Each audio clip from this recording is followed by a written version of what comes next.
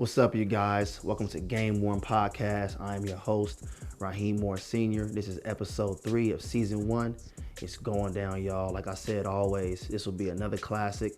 Today, we're going to talk about the great Phillip Rivers, his teammate, Antonio Gates, the great Robert Quinn, the great Joe Thomas, and last but not least, my guy, Kenny EASLEY. Thank y'all for tuning in. We appreciate all the love and support. It's going down, baby. I cannot wait. I call her Lil' Bae, she call me Big Bae. I call her Lil' Bae, she call me Big Bae. 23 MJ, all I do is fade away. I do this shit every day, all I do is get paid. I call her Lil' Bae, she call me Big Bae. I call her Lil' Bae, she call me Big Bae. 23 MJ, all I do is fade away. I do this shit every day, all I do is get paid. Really living like a star, moving my way. And you gon' get it how I give it to you only. All that looking really. Starting this one off, we're doing something different, man, where I'm going to actually show you guys the jerseys, the whole indentions of it, the designs and everything. And this first particular guy is a first ballot Hall of Famer. I believe he's a 5-6-time Pro Bowler. This guy was phenomenal, man. The great Phillip Rivers. He once played in my division with the Denver Broncos. I faced him twice a year.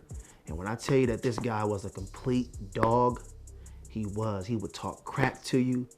He would talk about your mama. He would talk about your family members, your wife. He did not care. The San Diego Chargers, the LA Chargers should be very, very pleased on his career. As you can see right here, man. My man, Phillip Rivers. He was a great one, man. Let me tell you one thing about Phillip Rivers, man. First of all, I'm going to tell you how I got this jersey, right? So, one of my best friends, my man Corey Legion, we had him on episode 2. When I was out the NFL for some time, he was in the NFL and we stayed in contact. He was there for me like as if I was in the NFL.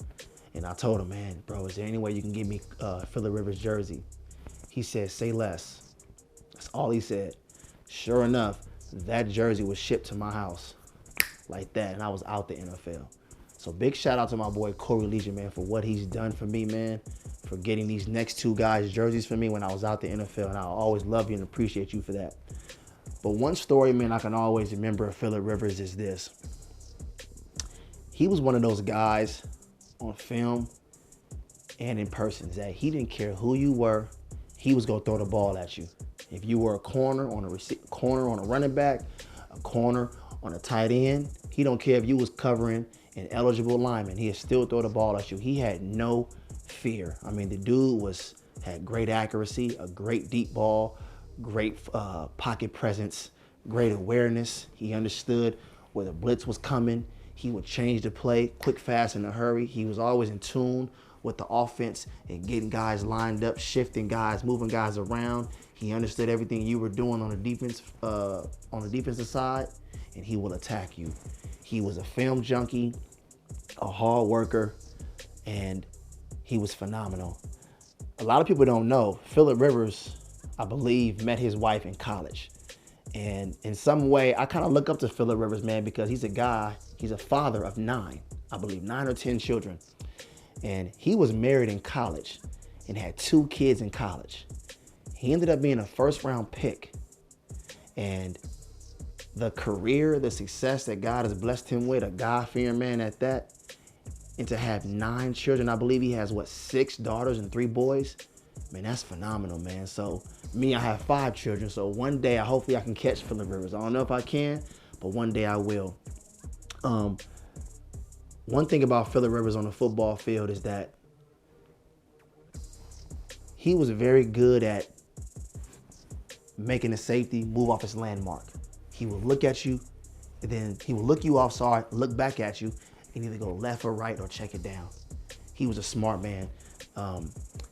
He had big-time targets like Ryan Matthews in the backfield, Mike Tolbert, my man Antonio Gates.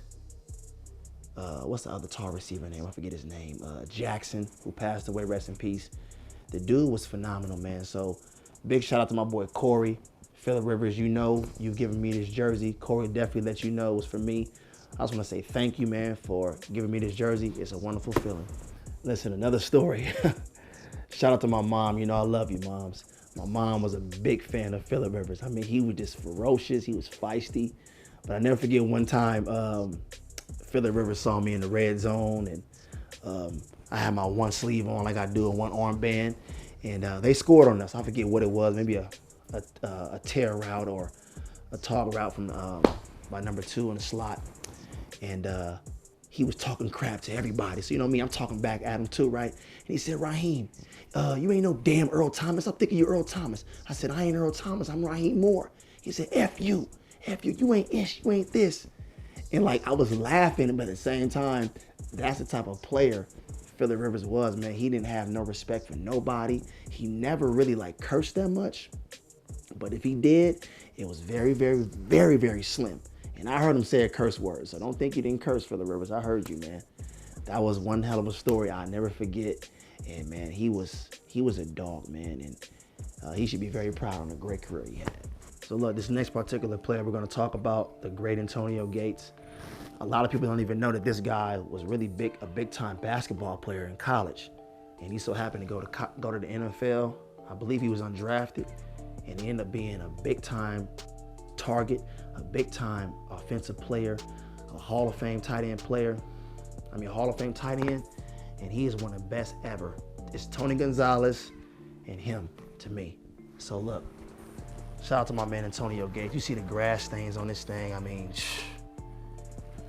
you can't beat this. So listen, my boy Corey Legion, like I told y'all, he's a great friend of mine. He was a San Diego Charger, a teammate of Antonio Gates and Phillip Rivers. When I got cut with the Browns, right, I was out the NFL for a year, and that was my first time really being out. That was kind of hard for me. So then the Chargers ended up coming in town. I ended up having a house out there in Cleveland, so I ended up staying. And I told my boy Corey, I said, hey man, is there anything you can do, man, to get me Antonio Gates jersey? He said, no problem. I said, bro, are you serious? You gonna give it to me? He said, bro, Antonio Gates is my guy, man. He said, man, he'll give me anything I want. So he went up to Antonio Gates, was like, hey man, Raheem Moore wants your jersey. And he was like, man, how Raheem Moore doing, man? He said, man, he's a baller, man. Why he not in the NFL? And all this, right? And I'm gonna tell you how great of a friend my boy Corey Legion was. The Browns had a sideline guy who was in charge of the sticks, first and 10, stuff like that, who moves the chains. He knew Corey, and after the game, my boy Corey Legion gave him this jersey right here, this one right here, and said, hey man, can you give this to my boy Raheem Moore? This is his number, this is his address, get in contact with him. Sure enough, that guy met me at a nearby gas station at my house and gave me this game-worn jersey.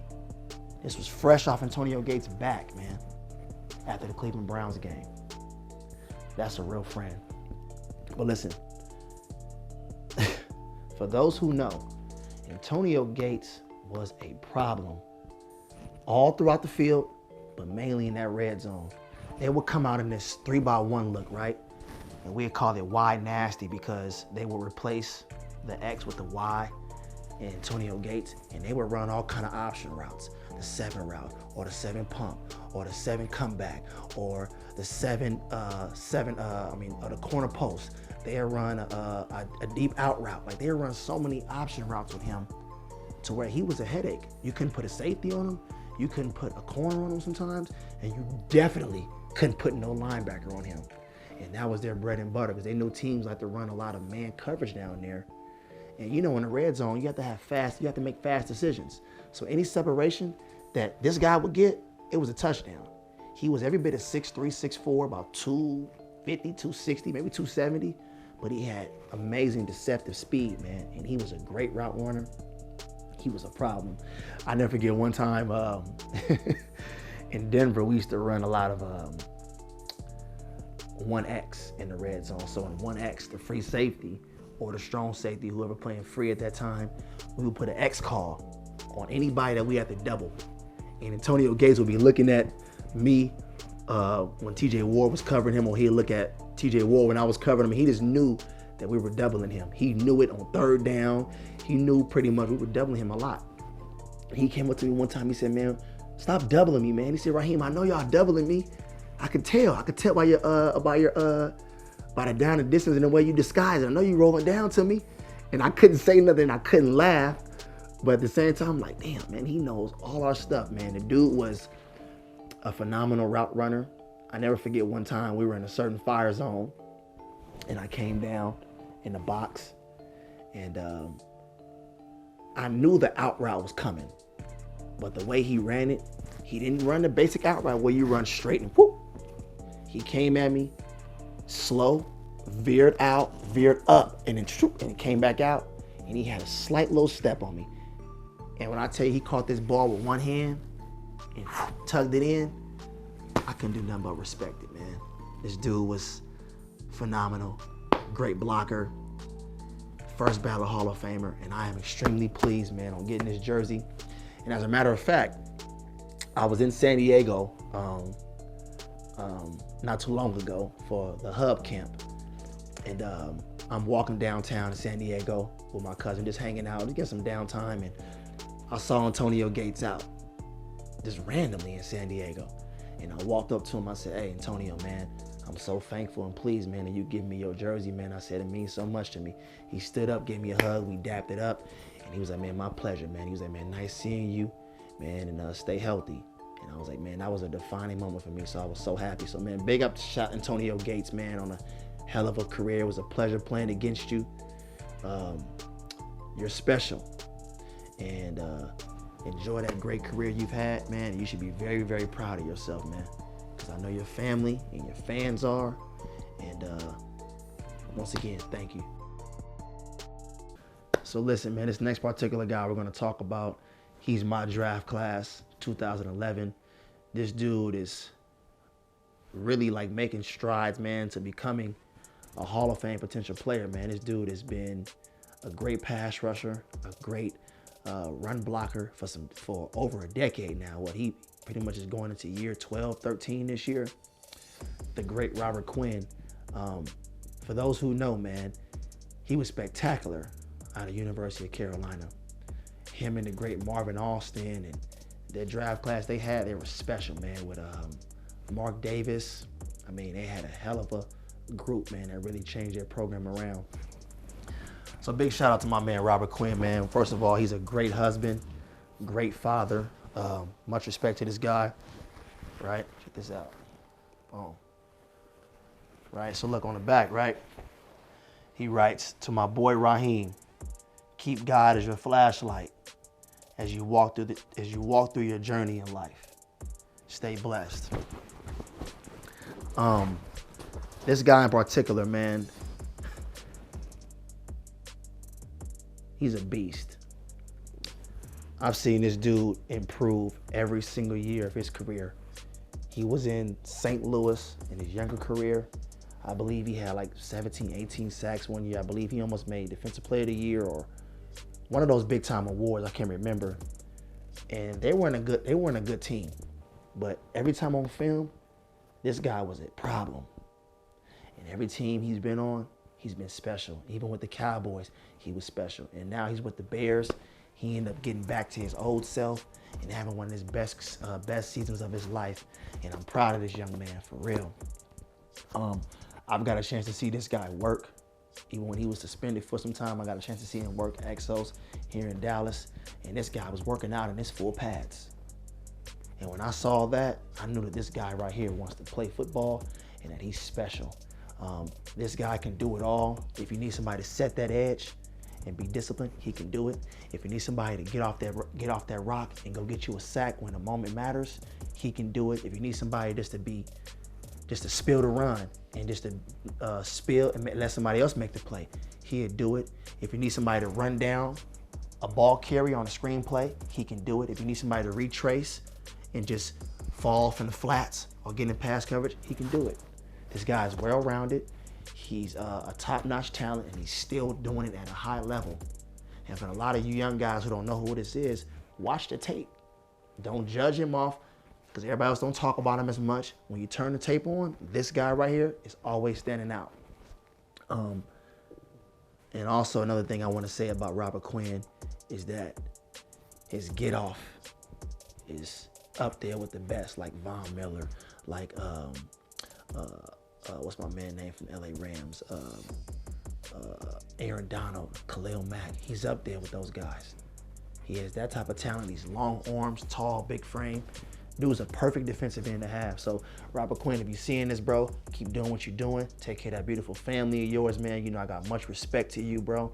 We came out in the same draft class together, so you know it's all love. And I appreciate what you're doing for not only for your family, but for yourself and for your organization and for the NFL, man. So keep balling, all right, bro? So this next particular player we're going to talk about, man, is the great Joe Thomas. Listen, I had a little bit of chance to be with him in OTAs and training camp. And when I tell you that this guy was spectacular, he's definitely one of my favorite tackles of all time, with the great Jonathan Ogden, my man Walter Jones, Trent Williams, and him. I believe he played 10 years, 10, 11 years in Cleveland for so many different quarterbacks, but he rarely missed a game. And he was a 10-time Pro Bowler out of out of Wisconsin, And he was phenomenal. I mean, he's the type of guy that you draft in the top 3 pick, and he pans out more than you can ever imagine. I'm gonna go ahead and show you the jersey right now before I tell you this hell of a story. Look at this, man. My man, Joe Thomas. It's a big jersey right here for a big-time offensive lineman. But listen, how I got this jersey, this one's special to me. So with the Browns, right, I got cut, and I've never seen somebody get cut and so many players call you and text you the minute that happens, saying, bro, ain't no way. You shouldn't have made this team. You should have been starting, bro. You a baller. This, is that, and the third. But the fact that he texted me, I didn't even know he had my number. And when he texted me and sent me the message, that blessed my heart like no other. So later on in the year, as the weeks went on, I was off the team. He could have forgot about me. I texted him and said, hey, Joe, you know how I feel about you, man. You my boy, man. Like, you're one of my favorite players ever. I said, man, is there any way I can get your jersey, bro? Please. All he texts me back is sure enough. And this guy is so much of a great man that he gave it to their equipment manager. And the equipment manager, my man Brad, brought it to my doorstep. Literally, and we talked and said how he still misses me, man, and my presence and everything. That say a lot about this guy. Joe Thomas don't really know me like that, but the presence that I had, the hard work that I was putting in, the playmaking ability, he remembered me and he appreciated me. He did not have to do that. And not many guys has this jersey. Seriously. And really, not many guys want his jersey because he's an offensive lineman. But I appreciate the guys in those trenches because they are the infrastructure of the team. And another great story I have of Joe Thomas, right? I never forget, we were in preseason playing against the Tampa Bay Buccaneers. And I'm just doing my thing. I'm focused and I'm just chilling, and I'm realizing I'm there way earlier than everybody else is. But sure is Joe Thomas. So I said, let me see what Big Joe doing. And mind you, in pregame, this guy is doing nothing.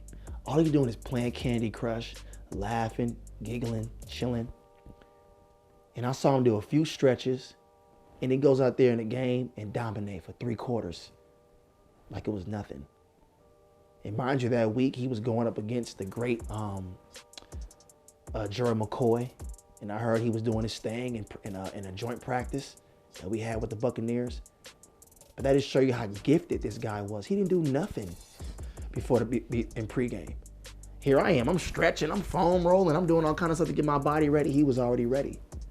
And one thing Joe Thomas did when I first met him, I asked him, I said, hey, Joe, what's some things you do in the off season, man? Like, is there any things you can tell me that you do that can help implement my game? He said, Raheem, the only thing I do in the off season is yoga. He said, I do yoga every single day. I said, bro, you don't sprint, do offensive line drills? He said, no. He said, yoga helps him be able to bend. He said, in football, the low man wins. So he says all those child poses and all those downward dogs, all those poses they put us in, those poses strengthens me to be a great offensive lineman, to be able to have great knee bend when those DNs are trying to hit those corners. He said it helps me a lot. And he said, little do you know, it does get you stronger. And so mind you, he tells me he doesn't lift, he doesn't run or do offensive line drills on the off season. But then we go into OTAs and he's killing it in the weight room. He's killing it in the sprints. And he's like a pure natural athlete. God has really blessed this guy. Like, he's like a cheat code. He's every bit of 6'5", 6'6", lean, great body, great stature. And the dude just got it. And then on top of that, right, this is a story I never forget as well. So when I came in Cleveland, my wife was we were first pregnant with our twins, our boy-girl twins. And sure enough, when I knew his wife was pregnant, but sure enough, we rushed to the hospital. And guess who's next door giving birth as well? Joe Thomas and his wife and their newborn son. So I come out the room and I'm walking my baby girl and my baby boy. And sure enough, I see this big guy down the hallway. I'm like, Joe? He said, oh, Raheem, what's going on, man? He said, I didn't know you were here. He said, man, we just had our baby boy born. And that was like a cool moment for me, man. My teammate, one of my favorite old linemen, and we're both of our wives are pregnant right next door to each other. And he got a chance to meet my wife, meet my wife's mother, one of the nicest, coolest guys ever. And then sure enough, right, that training camp, probably about a couple months later, my daughter and my son got a picture with Joe Thomas, holding him. He's holding him like it's nothing. And my wife and I are like, want our children back. And he just talking to us, giggling, laughing, turning around, and he's holding these babies like they're footballs. And that's how big and massive that guy was. And he was just cool, man, down to earth. My kids didn't cry, not one bit. They were cool. And that was like a real beautiful moment, beautiful story. So, man, the fact that I got this dude's jersey, every time I think of that, I think about those stories we've had, man. So, Joe Thomas, I know you don't have Instagram, but if anyone knows Joe Thomas, tell him, Joe, I'm extremely appreciative of this jersey, man. Seriously, you don't know how much this means to me. Thank you and equipment manager, my man Brad. I love y'all, man, and I thank y'all so much. Keep being a great man that you are. Keep raising that beautiful family and enjoy retirement. And you should be very, very proud of who you have become when it comes to this game of football. God bless you. Hey, so this next particular guy, man, this is one of my favorite safeties of all time. This one means a little more to me because we went to the same college together. I was chasing his records, and he's been nothing but a blessing and a joy in my life, man. The great Kenny EASLEY. Yeah, now y'all know, back in those days, they had the big jerseys, the big shoulder pads. Watch how big this jersey is. Whew. Look at this, man. Look at my man Kenny EASLEY jersey. This thing is humongous, man. Like, this is huge, man. And my man has his sign right here. My brother, Raheem Moore, peace and blessings. Listen, man. I was born in 1990. I'm 32 years old right now.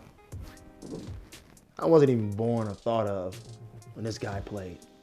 This jersey has to be from the early 80s. I'm thinking 81, 82, right? These are the old Seattle Seahawks jerseys, right?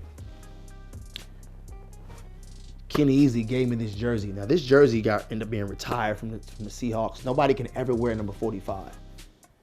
So when Kenny EASLEY had his jersey retired and he did all the great things he did in Seattle, he ended up giving this jersey to his high school because they retired his jersey. When I asked him for his jersey, he went and grabbed his jersey out of his high school's glass memorabilia, the apparatus around there. He took it off there and gave it to me. And that said a lot about him, man. This is like my oldest jersey that I have and I probably will ever get. And I'm extremely pleased with this. This guy right here was fantastic in college. He is one of the best, if not the best safety to ever come out of UCLA. 19 career picks, 3-time All-American, top 5 draft pick. Did y'all know that Kenny EASLEY was drafted before the great Ronnie Lott? That's big time. And Ronnie Lott was the exact same Ronnie Lott he was in San Fran at USC. And these guys both played against each other. He was spectacular. And Kenny Easley's the only 3-time All-American in UCLA history as a safety. And Raheem Moore's the only 2-time All-American as a safety. So this guy is somebody I've been chasing and was pushing to be like and to be better than and to like become great as him.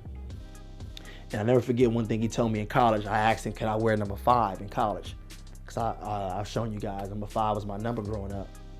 And he told me, he said, Raheem, if you keep doing what you're doing, you won't have to worry about wearing number 5. They'll retire your own jersey. So he said, man, stick with number 3 and work your tail off and make plays to get number 3 retired. And that was a beautiful thing to me, man. This guy mentored me so much off the field. One of the things Kenny Easley told me, because I'm one of those guys where I'm very inquisitive when it comes to training and working.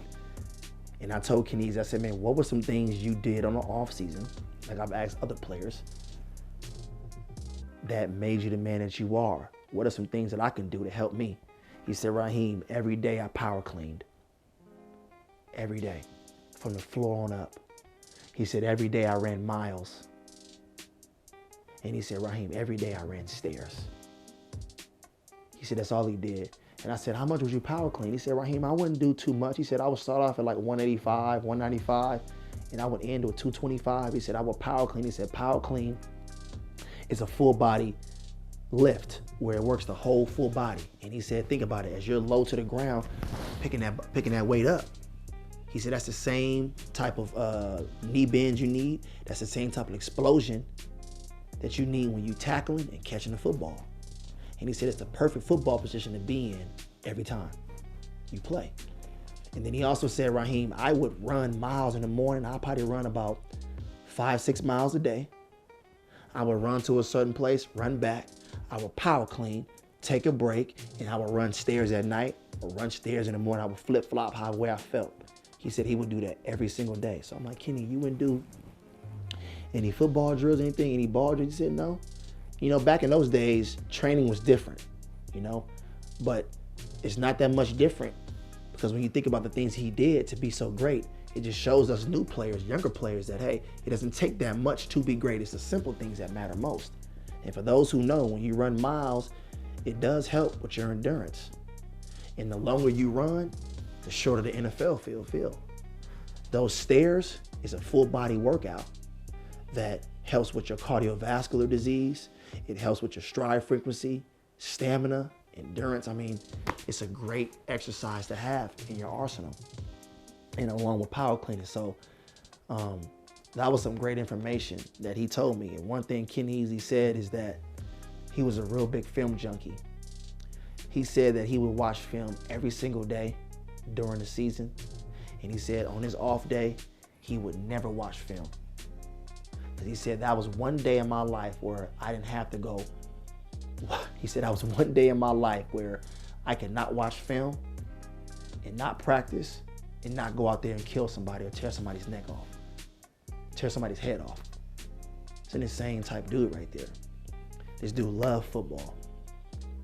And I never forget the first time I ever met Kenny Easley. He came to a Baltimore Ravens game. And we were in Baltimore, and I said, hey, man, I want you to come see me play. And also, man, I want you to come see my favorite safety as well, Ed Reed. He said, Raheem, with all due respect, I love Ed Reed. He's a great safety. But he said, I'm there to see you. I said, okay, all right, cool then. And it was a wonderful feeling, man, to know that he was in the stands for somebody that I looked up to. I didn't get a chance to meet him after that, but I ended up signing a contract with the Houston Texans, and he lives in Virginia. And he ends up coming to a joint practice with the Texans versus the Redskins. And he watched me practice for 2 days. And he said, Raheem, I see why you have been successful in college and through the NFL so far. And he said, I know some things that I can tell you and that you can do to help you further your career. And he told me, he said, Raheem, I love how you practice. He said, I was a big fan of practicing. He said, to the point to where after practice, when I would condition, I would run 1000s, 1500s in my full pads when everybody else would take theirs off.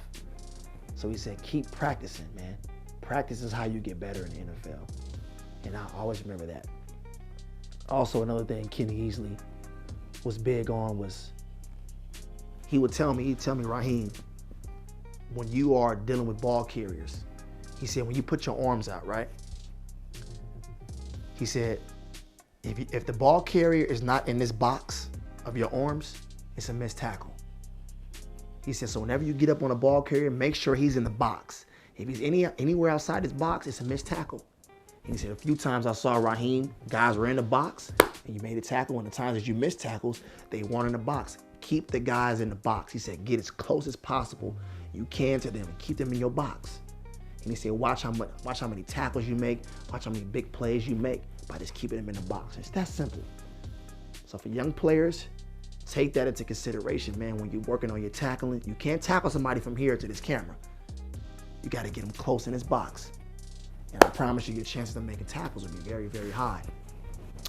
And on top of that, right, of what Kenny Easley has done for me and all the mentorship he has given me, right, when he came and visited me and for the joint practice, he told me, he was like, Raheem, man, I didn't know what to give you.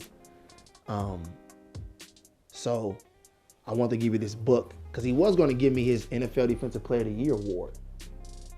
But he said, Raheem, you haven't won Defensive Player of the Year yet. So why would I give you something that you haven't earned yet? You got to earn it yourself for me to give you mine. And he was like, his daughters was like, Dad, why are you giving Raheem this stuff? And I'm like, man, this guy Raheem is like infatuated with me. He loves me. So I want to give him something that he can keep for life. Because Kenny Easley was not a big fan of like keeping his gear like that. He said that wasn't his thing. He said he played, he's done. But he gave me this book, man. That is, I believe that is phenomenal.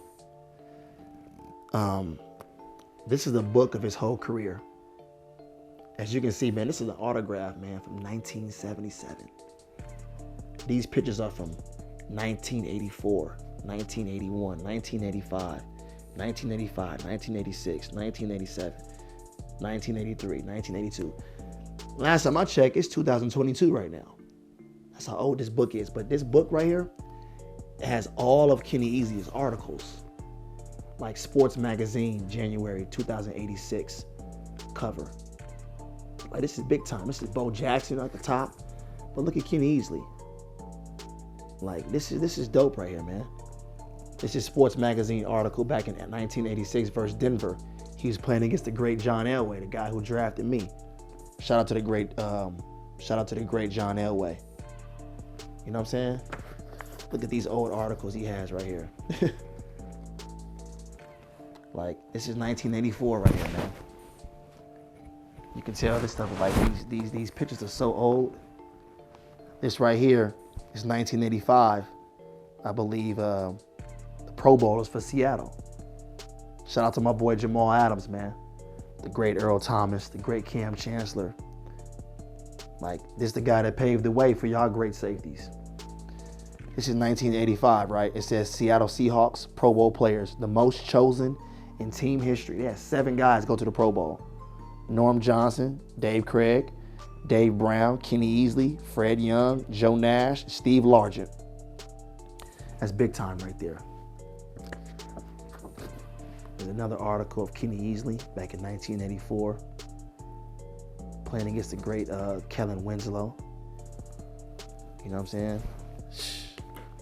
This is amazing right here, man. I'm so happy he gave this to me. Look at all these old articles. This right here is Kenny Easley's biography. Back in those days, he was 6'3", 206. At that time, his NFL experience was 5 years in. First round draft pick out of Chesapeake, Virginia. He lived in Bellevue, Washington. This is his whole thing right here, man. Listen to this thing right here at the bottom. He says, I have no interest in incapacitating anyone, but I do. Hit to hurt. Say no mas. These pictures right here, man. This is dope, man. We got so much to show you in this book, it's ridiculous. So, for those that don't know, the Seattle Seahawks secondary has a record Well, they hold the NFL record for 4 touchdowns returned by a defense in a single game. And all those guys were in the secondary. Dave Brown, Keith Simpson, Kenny Easley had one. 4 guys had 4 picks to the house in one game. That's big time. And then right here in 1983, Kenny Easley was named to an All-Pro team. 1983, y'all. Look at this.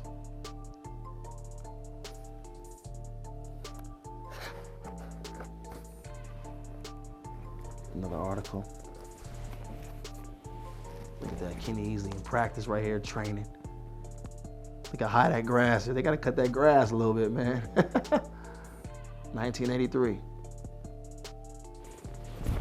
It says, strong safety Kenny Easley says, Seahawks will have consistency. It's dope, man. So back in December 30th, back in 1982, man, Seahawks easily picked for the Pro Bowl. I believe that might have been the first one. This book is dope, man. Oh, this is perfect. Let me show you this. It says, this is January 22nd, 1985. The Seahawks, right, made EASLEY the highest paid DB.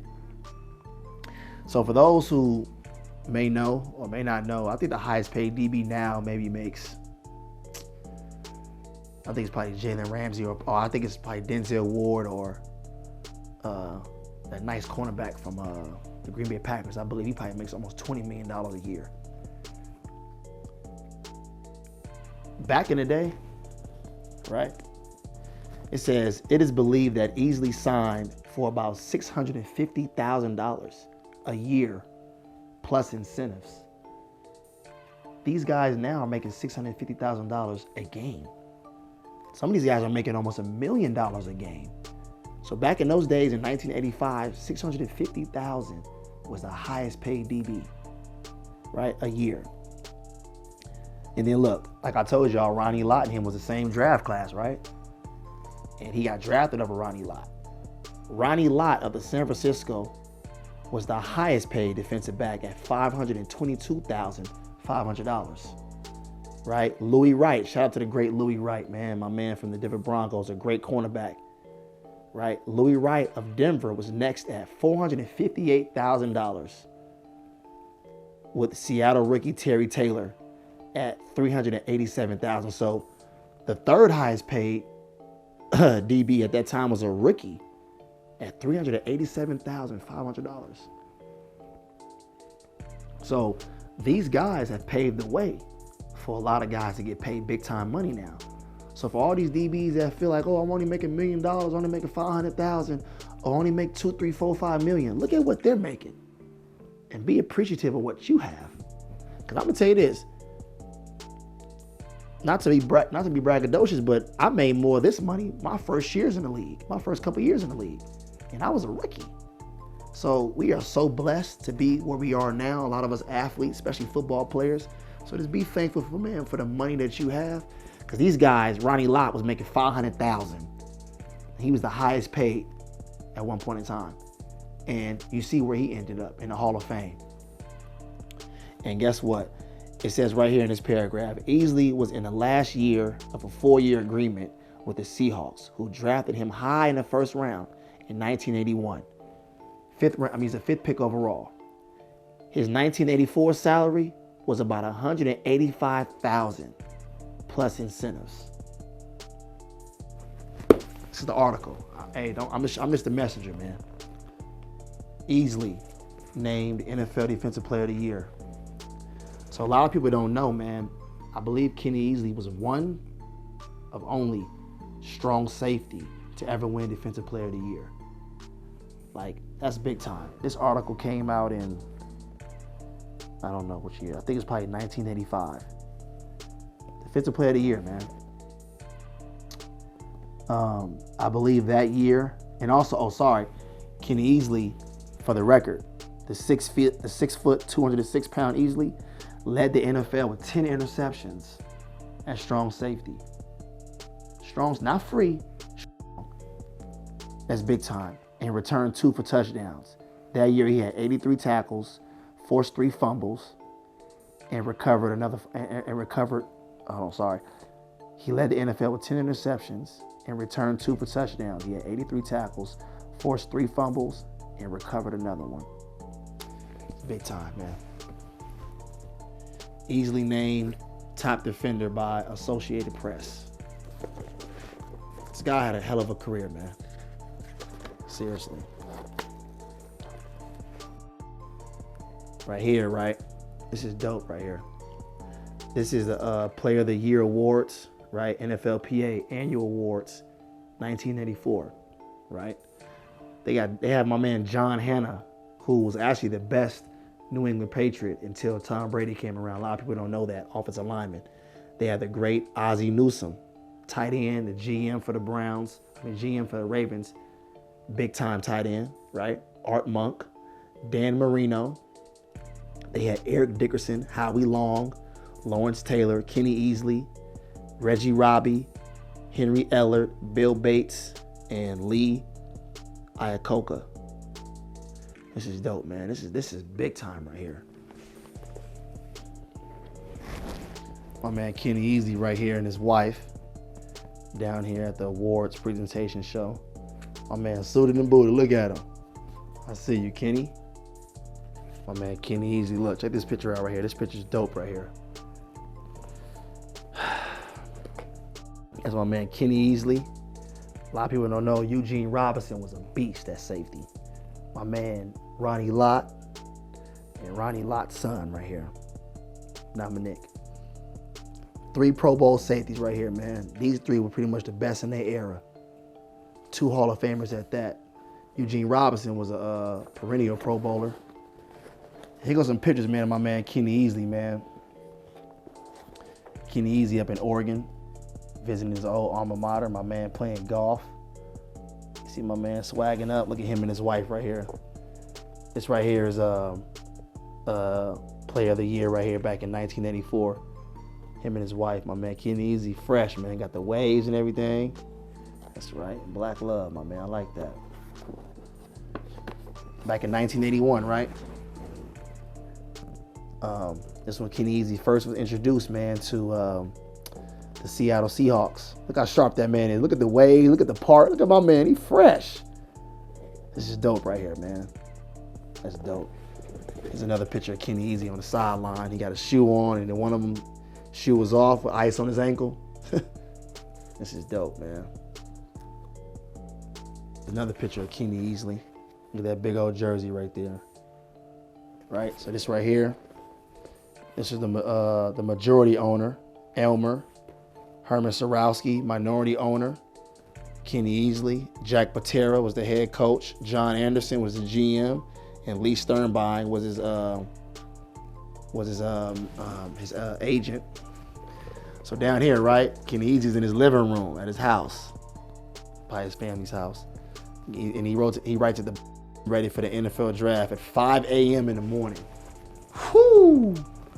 My goodness, no wonder it's dark outside. Nowadays, guys get to sleep in and get fresh. Look at that. That's a dope picture right there, man. My man Kenny Easley with the boots on. I see you, Kenny. Oh, man, that's swag. Okay, Kenny. And look right here, it says, Easley just drafted by the Seattle. I'm sorry. The 4th pick. I kept saying the 5th. I was thinking of his college number. He's the 4th pick in the 1st round. And remember that picture remember that thing I was telling y'all about the guys where Seattle Seahawks had the record for 4 interceptions for touchdowns in one game? Kenny Easley had his. Look how yoked up Kenny Easley was. The boy got chest, back, arms. Look how tall he was. It's their second. Kenny Easley was 6'3". This dude right here is another corner, and it's the other corner. Kenny Easley had 1 touchdown for 58 yards. Dave Brown, right, their other great corner, he had 1 for 87 yards, 1 for 63 yards. Their DB coach, Ralph Hawkins, and then Keith Thompson had 1 touchdown for 43 yards. 4 picks in one night for touchdowns. That quarterback could probably not sleep the next day. I feel sorry for him. You know what, y'all? That's the end of this book, man. This, just seeing this and like seeing all this apparatus, the memorabilia in this book. This is what life is all about, y'all. To see somebody go through what they went through and to see him in the Hall of Fame now, it's a wonderful feeling. I want to send a special thanks to the great Kenny EASLEY for all that he has done for me. The words of wisdom, the encouragement, the motivation, the discipline.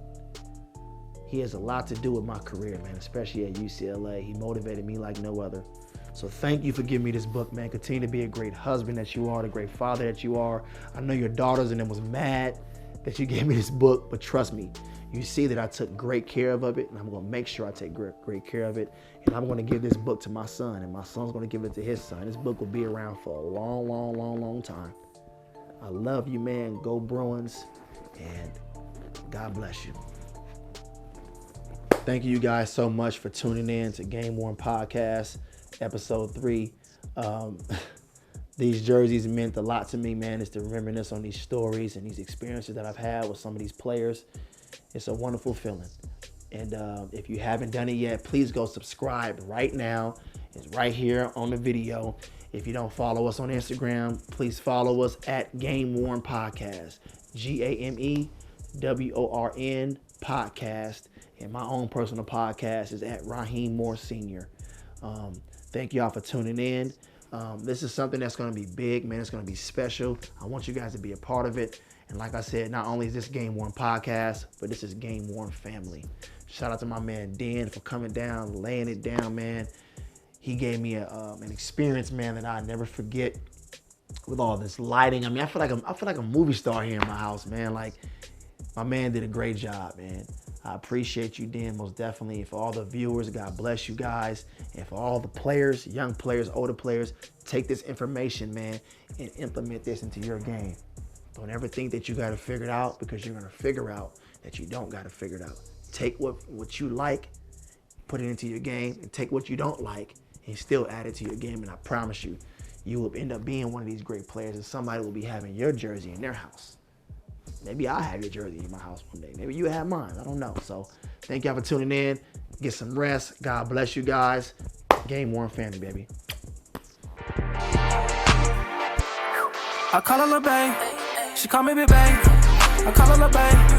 She call me Big Bae. 23 MJ. All I do is